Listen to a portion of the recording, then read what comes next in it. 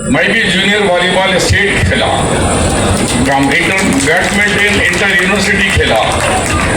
तो कामारेड्डी YFC बोल के जो टीम थी हमारी पूरे स्टेट में टॉप वालीबाल टीम थी, ప్రొఫెషనల్స్ ఉన్నాయి.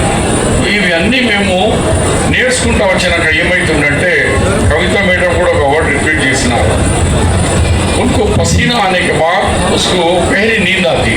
ఇప్పుడు యువకులకు ఏమైంది, రాత్రి అంతా పడుకుంటలేదు, ఆ మొబైల్ పట్టుకున్నారు, ఆ మొబైల్ ద్వారానే రాత్రి 2 బజే వరకు వదులుతలేదు.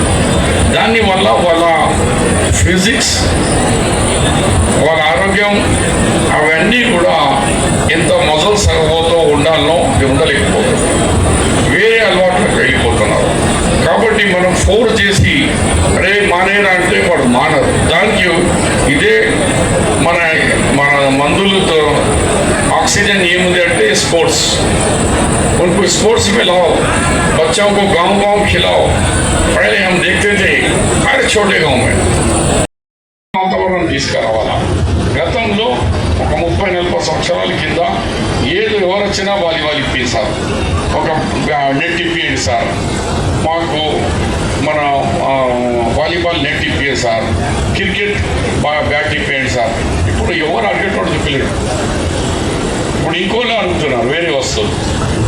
ఆ వస్తువులకు దూరం ఉండాలని మా ఎస్పీ గారి ఒక छोटा बोलते हैं ना, खतरे खतरे से दरिया बढ़ता. उन्होंने ये खतरा से काम शुरू किया निज़ामाबाद ज़िले में कि यहाँ से हमारे बच्चों का जो भविष्य खराब होने वाला है उस भविष्य को बचाओ, उन हमारे यंग जनरेशन को बचाओ. अब ये मेरा ही उनका ही नहीं है, हमारा काम है. अब उन्होंने एक चिंगारी लगा के हम तक पहुँचाए. अब उसको ये मैसेज को लेकर गांव-गांव जाइए, గ్రామాలకు వెళ్ళండి.